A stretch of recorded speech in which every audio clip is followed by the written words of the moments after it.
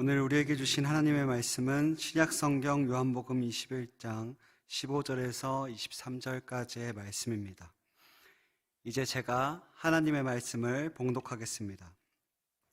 그들이 조밥 먹은 후에 예수께서 시몬 베드로에게 이르시되 요한의 아들 시몬아, 내가 이 사람들보다 나를 더 사랑하느냐 하시니 이르되 주님 그러하나이다. 내가 주님을 사랑하는 줄 주님께서 아시나이다. 이르시되 내 어린 양을 먹이라 하시고 또 두 번째 이르시되 요한의 아들 시몬아, 내가 나를 사랑하느냐 하시니 이르되 주님 그러하나이다. 내가 주님을 사랑하는 줄 주님께서 아시나이다. 이르시되 내 양을 치라 하시고 세 번째 이르시되 요한의 아들 시몬아, 내가 나를 사랑하느냐 하시니 주께서 세 번째 내가 나를 사랑하느냐 하심으로 베드로가 근심하여 이르되 주님 모든 것을 아시오매 내가 주님을 사랑하는 줄 주님께서 아시나이다.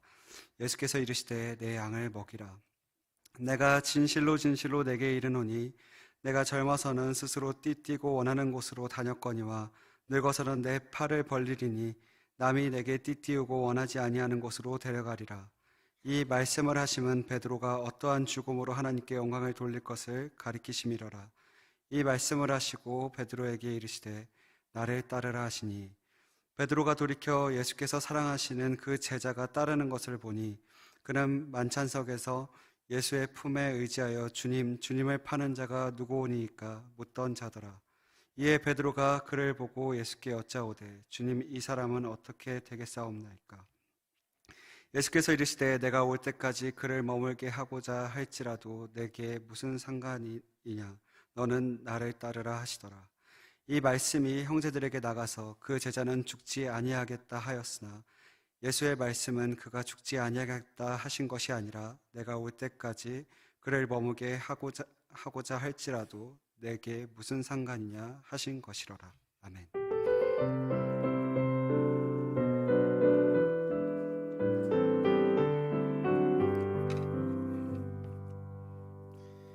참 좋으신 주님의 평강이 부활절 넷째 주일 예배를 드리시는 모든 분들에게 함께 하시기를 소망합니다.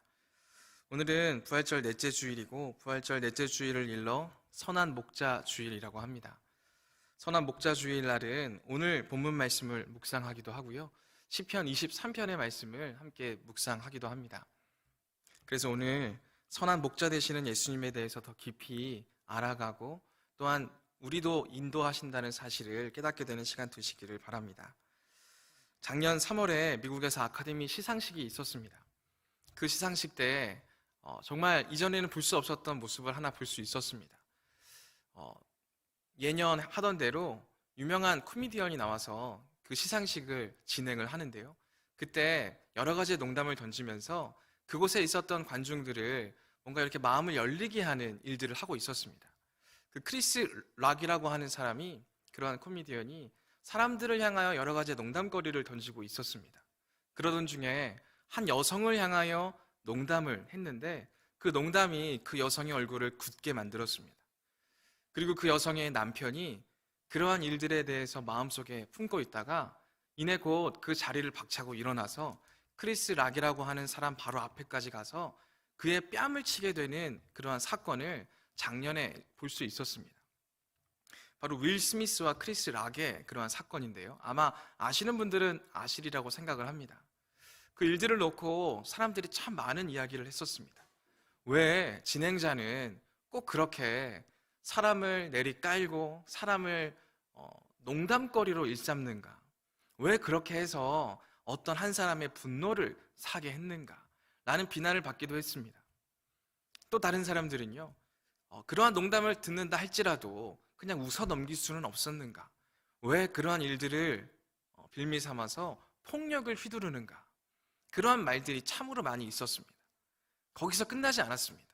그러한 일들이 있는 그러한 가운데에서도 그들의 과거 일들을 또 끄집어내서 그들의 과거에는 이랬었네 저랬었네, 참 힘들었겠네, 참 무너져 있었겠네 라는 여러 가지 이야기들을 끊임없이 하는 모습들을 작년에 우리가 경험했었습니다. 그런 일들을 보면서 참 많은 생각들을 하게 되었습니다. 그 한 사람의 농담이 한 가정의 아내를 그렇게 무너지게 했을 때, 그의 마음을 상처 입혔을 때 가만히 있는 것이 과연 옳은 일이었을까? 아니면 자신의 아내의 아픔을 농담거리로 삼는 그 사람을 향하여 폭력을 휘두르는 것이 옳은 일이었을까? 아니면 반대로 그게 나쁜 행동이었을까? 참 우리가 무엇이 선이고 무엇이 악인지에 대해서 명확히 결론을 내리기 힘든 그러한 일이었다는 것입니다. 근데 우리의 삶 가운데에도 그러한 일들이 참 많이 있지 않습니까? 무엇이 정확하게 선이고 무엇이 정확하게 악인지에 대해서 우리는 때로는 알 수 없을 때가 더 많이 있습니다. 이번 달에 오두막이라고 하는 영화를 이청과 삼청에서 시청을 했었습니다. 그러한 영화를 시청을 하면서 그 영화에서도 그러한 내용이 나오더라고요. 주인공 남자가 지혜라고 여겨지는 그 여성을 만나면서 정말 내가 경험했던 그러한 일들은 너무나도 악한 일이고 그 악한 일을 행한 사람은 죽여야 된다고, 반드시 벌해야 한다고 그렇게 주장을 했었습니다. 근데 그 지혜라고 하는 여성과 대화를 하다 보니까요, 그렇게 정죄하기 시작하면 그 주인공조차 그 정죄에서 자유로울 수가 없었습니다. 그 스스로조차 그 자신의 논리로 죽을 수밖에 없는 사람이었다는 것입니다. 이처럼 무엇이 선이고 무엇이 악인지에 대해서는 그 사람의 관점이 아니라 다른 사람의 관점에서는 또 다르게 비춰질 수도 있다는 것이죠. 그러한 모습들을 보면서 선과 악을 아는 것이 참 힘들다라는 생각들을 해보게 됩니다. 우리들의 삶의 자리에서는 어떻습니까? 우리가 걸어가고 있는 모든 자리를 선의 자리라고 이야기할 수 있습니까? 내가 지금 걸어왔던 자리들을 악의 자리라고 말하는 사람들은 없을 것입니다. 하지만 다른 누군가에게는 내가 선이라고 여겼던 그 자리도 애매모호한 자리가 되어질 때가 얼마나 많이 있습니까? 나는 정말 아무런 의도 없이, 아무런 생각 없이 해왔던 일들도 다른 누군가가 상처로 받아들일 수도 있고 다른 누군가의 아픔이 되어질 때도 우리가 얼마나 많이 경험을 했느냐라는 것입니다. 말씀에서도 그러한 부분들을 볼 수가 있죠. 선악과를 하나님께서 만드셨어요. 그리고 하나님께서는요, 선악과를 먹지 말라고 하셨어요. 근데 아담과 하와는 선과 악을 알고 싶어 하는 마음이 그들의 마음 가운데 있었다는 것입니다. 그것을 알아야 뭔가 되는 것처럼 생각했던 모습들이 그들의 모습이었고요. 또 그들의 모습이 우리의 모습이기도 하다는 것입니다. 그러한 가운데 우리들은 늘 우리의 마음 가운데 질문이 있습니다. 무엇이 선이고 무엇이 악입니까? 나는 그럼 도대체 어떠한 길로 걸어가야 합니까? 내가 걸어가는 길이 선의 길이 되어지기를 원하는데 그러한 길이 과연 어떤 길입니까? 그러한 질문을 우리는 끊임없이 하게 될 때가 있다는 것입니다. 그래서 오늘 말씀을 우리가 함께 묵상하기를 원하는데요, 오늘 말씀에서 나타나는 베드로는요, 바로 그러한 질문을 마음속에 품었던 사람이라는 것입니다. 그만큼 우리와 비슷한 마음을 가진 사람은 없을 것입니다. 왜요? 베드로는 예수님을 그 누구보다도 따랐던 사람이지 않습니까? 근데 예수님이 죽기 바로 직전에 예수님을 부인했던 사람이 베드로였습니다. 이전에 예수님께서 십자가에 달리시기 전까지는요, 베드로는 자신이 있었습니다. 무엇이 선이고 무엇이 악인지에 대해서 명백하게 안다고 생각했습니다. 그래서 예수님 앞에서도 떳떳하게 당당하게 선포하지 않았습니까? 예수님이 죽으심을 이야기하실 때 나는 절대로 예수님이 죽게 내버려 두지 않겠다 라는 이야기를 서슴없이 하지 않았습니까? 나는 선의 길이 무엇인지 분명히 압니다 라고 선포하지 않았습니까? 하지만 예수님께서는 그러한 베드로에게 사탄아 물러가라 라고 말씀하시지 않았습니까? 거기서부터 베드로는요, 무엇이 선이고 무엇이 악인지 조금씩 알지 못하겠다는 생각을 하게 되지 않습니까? 그러다가 내가 예수님을 끝까지 따라가야지 하는 심정으로 따라갔다가 예수님을 3번이나 부인하게 되는 그러한 모습을 우리에게 보여주고 있다는 것입니다. 그러한 경험을 하면서 베드로는요, 선과 악이 무엇인지 도무지 알 수 없는 자리에 서 있게 되었다는 것입니다. 그리고 나서 예수님이 부활하셨다는 소식을 들었습니다. 그 소식을 듣자 베드로는요, 그 누구보다 예수님이 묻히셨던 무덤으로 달려가지 않습니까? 아마 베드로는요, 예수님을 만나서 질문하고 싶었을 것입니다. 선이 무엇이고 나는 어떻게 해야 하는 것이냐고.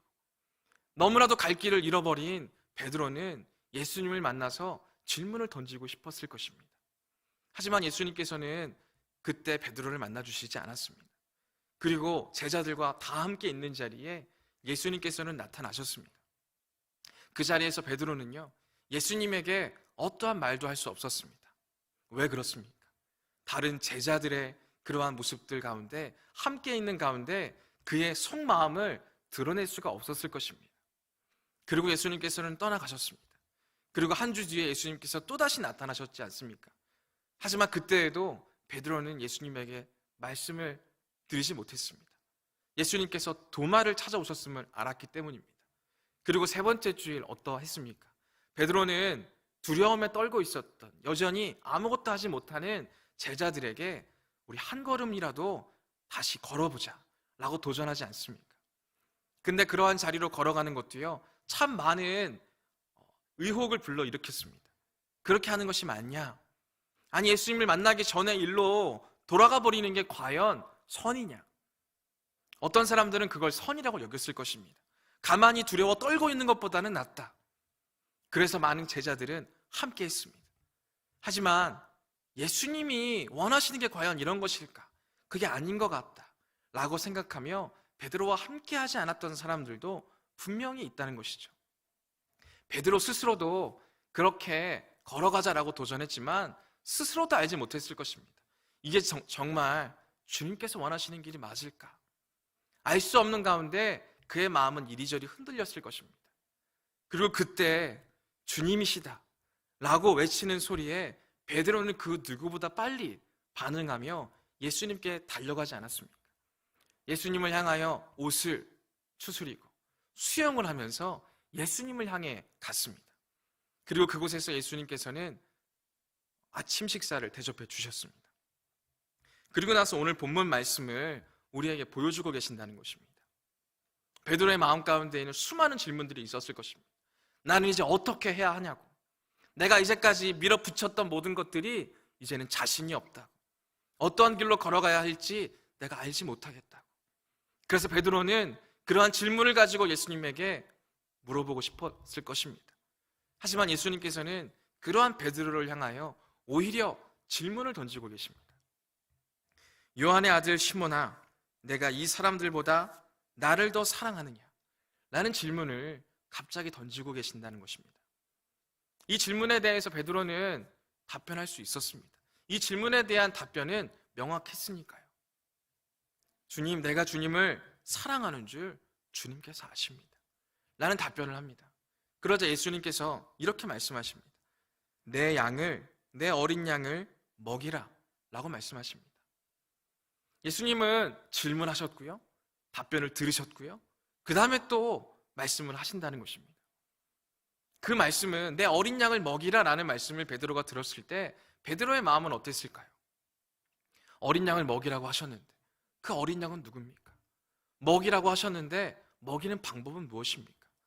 무엇을 해야 제대로 된 방법으로 먹일 수 있습니까? 아마 베드로의 마음 가운데는 수많은 질문들이 여전히 있었을 것입니다. 그러한 질문을 가지고 있는 베드로 앞에 또다시 예수님께서 질문을 던지시는 것입니다. 요한의 아들 시몬아, 내가 나를 사랑하느냐? 라는 질문을 다시 한번 던지십니다. 그러자 베드로가 이렇게 답변합니다. 주님, 그렇습니다. 내가 주님을 사랑하는 줄 주님께서 아십니다. 이렇게 대답하자 다시 말씀하십니다. 내 양을 치라. 그리고 세 번째 또 다른 질문을 던지시는 거죠. 요한의 아들 시몬아, 내가 나를 사랑하느냐? 라고 또다시 질문을 던지고 계신다는 것입니다. 그러자 베드로가 이제는 조금은 근심하면서 똑같은 답변을 드리고 있습니다. 주님, 모든 것을 아시기 때문에 내가 주님을 사랑하는 줄 주님께서 아실 것입니다 라는 답변을 하고 있다는 것입니다. 이러한 모습을 통해서 흔들리고 있는 베드로를 어떻게 인도하시는 것으로 보이십니까? 베드로는 참 많은 생각 가운데 내가 어떻게 해야 하지? 내가 어떠한 길로 걸어가야 되지? 무엇이 선이지? 악한 길로는 가서는 안 될 것인데 내가 도대체 어떻게 해야 하지? 라는 수많은 질문들 가운데 혼란에 빠져 있었습니다. 그러한 베드로를 향하여 예수님께서는 그 중심을 잡아주시고 계신다는 것입니다. 무엇을 통해서요? 예수님께서는 베드로에게 사역을 맡기고 계신다는 것입니다. 내 어린 양을 먹여라. 내 어린 양을 쳐라. 내 어린 양을 먹여라. 그러한 생각 가운데 너가 당장 해야 할 일을 소홀히 하지 말고 내가 맡겨주는 일을 감당해라 라고 말씀하고 있다는 것입니다. 그러한 일들을 감당함으로 인하여서 하나님의 뜻을 찾아나갈 수 있음을 베드로에게 권면하고 있다는 것이죠. 근데 이러한 부분만 보면요, 우리가 한 가지 오해하게 될 때가 있습니다. 내가 어떠한 길로 가야 할지 알지 못할 때 내가 걸어갈 방향을 명확하게 알려준다고 하는 것은 지금 우리들도 세상을 살아가면서 나타낼 수 있는 모습이지 않습니까? 회사에서도요, 어떠한 프로젝트를 해야 할지, 어떠한 일을 해야 할지 알지 못할 때 명확한 지령이 내려오면요, 우리가 어떠한 길로 걸어가야 하는구나, 당당함을 가지고 그 일들을 감당할 수 있다는 것이죠. 근데 예수님께서, 선한 목자가 되어주시는 예수님께서 단순하게 사역을 감당해라 라는 마음으로 베드로의 마음을 인도하신다는 것은 우리가 생각하는 일반적인 목자와 별반 다를 것이 없을 것입니다. 그럼 예수님께서 선한 목자 되어주시는 그 핵심이 무엇입니까? 예수님께서는요, 그러한 사명을 감당하는 데 있어서 또한 어떠한 길로 가야 하는 것이 맞는지 아닌지 그러한 것들을 알기 위해서 먼저 회복시키고자 하는 모습이 있습니다. 그 모습이 무엇입니까? 내가 나를 사랑하느냐? 내가 나를 사랑하느냐? 내가 나를 사랑하느냐? 바로 그 질문에 있다는 것입니다. 어떠한 게 선입니까? 어떠한 게 악입니까? 내가 어떻게 해야 하는 것입니까? 무엇을 준비해야 하는 것입니까? 무엇이 필요합니까? 내가 뭘 더 어떻게 해야 하는 것입니까? 사람과의 관계를 어떻게 이끌어 가야 합니까? 내가 도대체 어떠한 비전을 품고 걸어가야 합니까? 라는 수많은 질문들이 우리 안에 있지 않습니까? 그리고 우리는 그러한 질문들을 가지고 기도할 때가 얼마나 많이 있습니까? 내게 명확한 길을 보여주십시오. 내게 필요한 모든 것들을 채워주십시오. 사람과의 관계가 정말 원활하게 될 수 있도록, 형통하게 될 수 있도록 인도해 주십시오. 우리는 수많은 그러한 질문들을 가지고 있고 그 수많은 질문들을 기도의 제목으로 삼습니다. 근데 그러한 모습들을 통해서 우리가 선과 악을 명확하게 안다고 해서 제대로 된 길을 걸어갈 수 있습니까? 우리는 그렇지 못할 때가 참 많이 있다는 것입니다. 오늘 예수님께서 우리에게 원하시는 대목이 바로 그와 같은 모습이라는 것입니다. 어떠한 길로 걸어가고자 할 때, 선과 악이 무엇인지 명확히 알고자 할 때 그 모든 것들을 분별할 수 있는 지식이 우리에게 필요한 것이 아니라 얼마나 예수님을 사랑하는가, 바로 거기에 달려 있다는 것입니다. 선과 악을 아는 지식은요, 우리에게 또 다른 예수님을 부인하는 자리만을 만들어낼 뿐입니다. 환경과 상황이 바뀌면요, 우리는 얼마든지 예수님을 부인할 수밖에 없는 자리에 설 수밖에 없다는 것입니다. 그러하기 때문에 예수님께서 베드로에게 원하는 것은요, 더 많은 지식, 더 많은 깨달음이 아닙니다. 내가 나를 사랑하느냐, 그 사랑의 회복을 원하고 계신다는 것입니다. 우리들의 삶의 자리에서도 얼마나 많은 질문들이 있습니다. 얼마나 많은 질문들이 있습니까? 얼마나 많은 어려움들이 있습니까? 얼마나 많은 기도의 제목들이 있습니까? 그러한 기도의 제목들을 가져오면서 기도합니다. 근데 우리들은요, 그러한 기도의 제목들을 가져오면서 내가 예수님을 정말 사랑합니다 라는 고백은 뒷전으로 미뤄두고 있지는 않습니까? 우리는 꼭 그러한 조건을 덧붙입니다.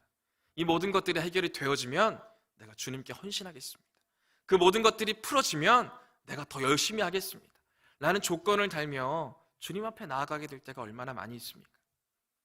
오늘 베드로의 모습을 통하여서 우리가 회복하기를 원하시는 모습은요, 우리가 얼마나 하나님을 사랑하는가, 얼마나 예수님을 사랑하는가, 그 모습을 회복하기를 바라시는 모습이 바로 오늘의 모습이라는 것입니다. 그리고 예수님께서는 어떠한 사역을 맡기실 때에도 사랑의 회복이, 예수님을 얼마나 사랑하는지가 그 사역을 이끌어 가는지를 우리에게 분명히 하고 계신다는 것입니다. 고린도전서 13장도 우리가 다들 아시는 것처럼요, 사랑장이라고 불립니다. 그 말씀은 이렇게 시작을 합니다. 내가 사람의 방언과 천사의 말을 할지라도 사랑이 없으면 소리나는 구리와 울리는 꽹과리가 되고, 또 예언하는 능력이 있어 모든 비밀과 모든 지식을 알고 또 산을 옮길 만한 모든 믿음이 있을지라도 사랑이 없으면 아무것도 아니다 라는 말씀을 바울을 통해서 우리에게 들려주고 있지 않습니까? 우리에게 필요한 모습은요, 예수님을 더 사랑하는 마음입니다. 하나님을 더 사랑하는 그 사랑이 우리에게 필요한 것이지, 그 외적인 지식과 그 외적인 은사가 우리에게 필요한 것이 아니다라는 것입니다. 오늘 예수님께서는 베드로에게 3번이나 똑같은 질문을 던지시면서 베드로의 마음을 다시금 예수 그리스도를 사랑하는 마음으로 돌이키고 계신다는 것이죠. 그리고 그 모습이 핵심이라는 것입니다. 우리가 주님의 일을 감당하게 될 때에 우리에게 필요한 모습은 능력, 리더십, 카리스마, 힘, 그 모든 것들이 아니라는 것입니다.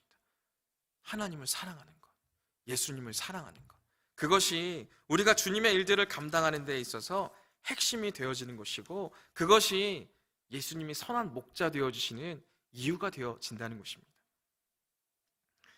다윗도 그러한 모습을 지켰던 사람입니다. 다윗도 우리가 다 아는 것처럼요, 시편 23편에서 여호와는 나의 목자시니 내게 부족함이 없으리로다 라고 고백하지 않습니까? 하나님이 나의 선한 목자가 되어주신다는 그러한 고백을 하던 사람이 다윗이었습니다. 그러했기 때문에요, 사울왕이 다윗을 얼마나 죽이려고 했던 때에도 다윗은 사울왕을 증오하지 않습니다. 똑같이 되갚아 주려고 하는 마음이 있지 않았습니다. 그의 힘이 대단해서요? 그의 포용심이 너무 넓어서요? 아니요. 하나님을 사랑하는 마음을 그는 핵심으로 삼았습니다. 우선했습니다. 그러한 모습이 있게 되어졌을 때 자기를 죽이려고 하는 사람을 포옹하게 되고, 자기를 죽이려고 하는 사람을 도리어 살려주는 모습을 우리에게 보여주고 있다는 것입니다. 하지만 다윗이 하나님을 사랑하기보다 자신의 안위와 또한 다른 모든 사람들의 관계와 또 모든 그러한 힘과 능력을 걱정하기 시작했을 때요, 사울 왕을 향한 그러한 포용함을 잃어버리게 되었다는 것이죠. 그래서 이방 나라에 의탁하기 시작하였고, 그로 인하여서 사울 왕이 오히려 죽음을 맞이하게 되는 일들까지도 우리가 볼 수 있다는 것이죠. 베드로도 그러한 모습을 보이지 않았습니까? 자신의 안위, 다른 이들과의 관계, 안전, 그러한 복잡 미묘한 것들이 자신의 마음 가운데 가득 채워지게 되자, 예수님을 사랑하는 마음보다 그러한 생각들이 우선하게 되자 예수님을 부인하게 되고 예수님을 멀리하게 되는 그러한 일들을 경험했음을 우리가 알 수 있다는 것입니다. 그렇기 때문에 예수님께서는 베드로에게 너에게 필요한 것은 그 모든 것들을 할 수 있는 능력이 아니라, 그 모든 것들을 감당할 수 있는 힘이 아니라 나를 사랑하는 것이다, 나를 따르는 것이다 라고 말씀하고 있다는 것입니다. 그리고 예수님을 사랑하는 것이 핵심이 되어졌을 때 너가 원하는 대로 해도 하나님의 뜻을 향해 걸어갈 수 있을 것이고, 나중에 늙어서 너가 아무런 힘이 없을 때, 다른 사람들이 너를 띠띠우고 이리저리 가게 했을 때에도 사랑이 너의 핵심이 되어졌을 때 나의 뜻을 이룰 수 있을 것이다 라고 말씀하시는 부분이 오늘 말씀이 되어진다는 것입니다. 이 말씀을 듣고 베드로는요, 깨달음을 얻었습니다. 내게 필요한 것이 그 모든 것들을 할 수 있는 힘과 능력이 아니라, 예언하는 힘이 아니라 사랑이구나, 예수님을 사랑하는 모습이구나 라는 모습으로 다시금 그 길을 걸어갈 수 있는 사람이 되었습니다. 그럼 이제 뒤에 이어지는 말씀들이 베드로가 예수님을 사랑하는 마음을 가지고 앞으로 이 일들을 하나하나 잘 해결하는 모습을 우리가 기대할 수 있지 않겠습니까? 근데 말씀은 그렇게 우리에게 기록하고 있지 않습니다. 20절 말씀을 보면요, 이렇게 기록되어 있습니다. 베드로가 돌이켜 예수께서 사랑하시는 그 제자가 따르는 것을 보니 라고 말씀을 기록하고 있습니다. 예수님을 사랑하는 것이 핵심이고, 예수님을 사랑하는 것이 선이고 선한 길이라는 것을 알았음에도 불구하고요, 베드로는 돌이켰어요. 돌이켜서 또 다른 제자와 예수님과의 관계를 보기 시작했다는 것입니다. 예수님과 나의 관계, 예수님을 사랑하는 모습에 집중한 게 아니라 다른 제자와 예수님과의 관계를 바라보면서 이상한 질문을 하고 있다는 것입니다. 이 사람은 어떻게 되겠습니까? 그가 할 질문은 이게 아니었습니다. 하지만 예수님을 향하여서 요한에 대한 질문을 던지고 있다는 것이죠. 예수님, 이 사람은 도대체 어떻게 되는 것입니까? 라는 질문을 던지게 되자 예수님께서는 이렇게 답변을 하셨습니다. 내가 올 때까지 그를 머물게 하고자 할지라도 내게 무슨 상관이냐? 너는 나를 따르라. 계속해서 베드로를 권면하시는 모습을 우리가 볼 수 있다는 것입니다. 우리가 주의해야 될 부분이 바로 여기에 있다는 것이죠. 우리가 은혜를 받습니다. 우리가 깨달음을 가지고 주님의 일들을 감당하고자 합니다. 근데 우리는 얼마든지 넘어질 수밖에 없는 존재라는 사실을 늘 기억할 수 있어야 한다는 것이죠. 베드로도 정말 얼마나 은혜의 자리에 서 있었어요. 부활하신 예수님을 만났고요, 그의 마음이 시원케 되는 경험을 했고요, 예수님을 사랑하는 것이 나의 주 사명이 되어져야 한다라고 결단했습니다. 하지만 그럼에도 불구하고 베드로는 쉽게 무너졌다는 것입니다. 우리들도 얼마든지 그럴 수 있다는 거예요. 내가 정말 말씀을 읽으면서 말씀을 들으면서 또한 여러 가지의 경험을 하면서 정말 하나님의 뜻대로 살아가야지 결단합니다. 하지만 우리는 이내 베드로처럼 무너져 내릴 수밖에 없는 존재라는 것입니다. 또 무너지고 또 무너질 수밖에 없습니다. 베드로만 넘어진 게 아니고요, 베드로와 함께 했던 여러 제자들도요, 똑같은 방법으로 넘어졌습니다. 예수님께서 베드로에게 요한이 내가 다시 올 때까지 살고자 할지라도 무슨 상관이 있느냐라고 말씀을 하시자 다른 제자들이 그 이야기를 듣고 요한은 죽지 않는 자가 되려나 보다 라는 생각을 하기 시작했다는 거예요. 그러자 예수님께서는요, 다시 한번 그 제자들을 향하여서 그게 너희들과 무슨 상관이냐, 너희는 다만 나를 따르라 라고 말씀하고 계신다는 것입니다. 이 말씀을 통해서 우리가 다시금 예수님께서 선한 목자 되어 주신다는 사실을 깨달을 수 있습니다. 왜 그렇습니까?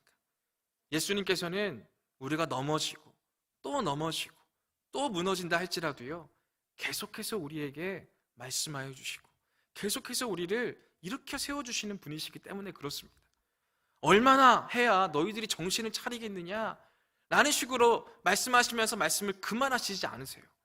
언제든지 그들에게 말씀하시고 언제든지 다시 그들을 부르시는 모습을 우리에게 알게 해주신다는 것이죠. 우리의 삶 가운데에서도 참 무너질 만한 일들이 너무나도 많이 있지 않습니까? 내가 주님의 말씀대로 이번 한 주간 나를 미워했던 사람을 사랑하고 내 상사의 말들을 정말 잘 듣고 정말 주님이 원하시는 대로 잘 해내겠다, 정말 우리 세상에 있는 사람들과 조화롭게 일들을 해나가겠다라고 결단을 하지만 우리가 월요일만 되면 그러한 모든 것들이 씻은 듯이 없어지고 상사에 대한 스트레스와 여러 가지의 그러한 증오와 비난의 목소리가 우리 안에서 목소리로 키워나가지 않습니까? 그러한 우리들에게 예수님께서는요, 정죄하시지 않는다는 것입니다. 우리를 계속해서 권면하시는 분이 선한 목자 되시는 예수님이라는 것입니다. 우리들도 이러한 예수님의 음성을 들을 수 있기를 바랍니다. 어떠한 일들에 대해서 해결해 주십시오, 응답해 주십시오 라는 식으로 예수님의 음성을 들으려고 하기보다 내가 나를 사랑하느냐, 예 주님, 내가 주님을 사랑합니다 라고 고백할 수 있는 우리가 되기를 바라고요, 또한 선한 목자 되시는 예수님의 음성이 우리들의 입술을 통해서도 고백되어질 수 있기를 바랍니다. 우리 주변에도 얼마나 무너져 있는 사람들이 많이 있습니까? 아까 기도를 통해서도요, 넘어지고 또 넘어지며 우울증에 걸린 사람들이 얼마나 많이 있느냐라는 기도를 드리지 않았습니까? 그러한 사람들에게 우리가 해야 할 말이 뭐가 있겠습니까? 그러한 사람들에게 우리가 하나님의 사랑을 전해야 되지 않겠습니까? 그래서 저는 특별히 이번 한 주간 그러한 고백이 우리의 입술로 전파되어지기를 바랍니다. 하나님께서 너를 사랑한대, 하나님께서 너를 사랑하신대, 이러한 고백이 우리의 입술을 통해 고백되어지기를 바랍니다. 우리의 뜰에, 우리의 팸에, 우리의 가족 구성원 한 명 한 명에게요, 우리가 이번 한 주간 계속해서 권면할 수 있기를 바랍니다. 하나님께서 우리 종찬 전도사님을 사랑하신대, 하나님께서 우리 주상 목사님을 사랑하신대요, 하나님께서 우리 정화 전도사님을 사랑하신대요. 저도 이번 한 주간 우리 전도사님 목사님들을 향하여 그러한 고백을 할 것입니다. 왜? 우리는 너무나도 쉽게 하나님의 사랑을 잃어버리니까요. 목회자인 저조차 그러한 사실을 잊어버릴 때가 참 많이 있어요. 하루하루 기쁨이 가득한 날들을 살아가기를 원하는데 또 다른 문제, 또 다른 어려움이 닥쳐오게 될 때가 너무나 많이 있어요. 그럼 그러한 자리에서 하나님의 사랑을 먼저 떠올리기보다는요, 왜 나를 또 이렇게 힘들게 하시냐, 왜 언제까지 나를 이렇게 어렵게 하실 거냐 라고 하는 불평과 불만이 저의 마음 가운데 먼저 올라올 때가 많다는 것이죠. 그래서 저는 먼저 그 자리에서 우리 전도사님 목사님들을 향해서 그러한 고백을 하고요. 또 그러한 고백을 들을 수 있기를 바라요. 그리고 그 음성이 나를 향한 하나님의 음성이시구나, 나를 향한 예수님의 음성이시구나 라는 깨달음을 얻기를 소망합니다. 그리고 이 자리에 있는 모든 분들도 그러한 소망을 우리 뜰과 팸과 가족들에게 할 수 있기를 바랍니다. 하나님께서는, 예수님께서는 그 음성이 우리들을 통하여 우리 동역자들에게 선포되어지기를 바라실 거예요. 거듭거듭 나누시기를 바라실 거예요. 왜요? 너무나 쉽게 예수님을 사랑하는 것을 잃어버리니까요. 예수님이 나를 사랑하신다는 사실을 우리는 너무나 쉽게 놓아버리기 때문에 그렇다는 것입니다. 예수님께서는 우리의 선한 목자 되어 주십니다. 우리가 선한 길로 가기를 그 누구보다도 바라시고 인도하십니다. 근데 그러한 길로 우리를 강압적으로 인도해 주시는 게 아니라요, 우리가 예수님을 사랑하는 그 자리에서 우리의 마음을 자연스럽게 이끌어 주실 것입니다. 그리고 우리도 예수님의 입과 예수님의 손과 발이 되어 예수님의 사랑을 우리 주변에 있는 모든 사람들에게 전하고 나누고 또한 함께 누릴 수 있는 저와 모든 분들 될 수 있기를 간절히 소망합니다. 이 시간 함께 자리에서 일어나셔서 기쁨의 날 주신에 함께 찬양 드리기를 원하는데요, 선한 목자 되어주시는 우리 예수님께서 우리를 어떻게 이끌어 가시는지를 기대하고 소망하시면서 또한 하나님을 사랑하고 예수님을 사랑하겠다는 그러한 결단을 가지고 이 시간 함께 찬양함으로 나아가도록 하겠습니다.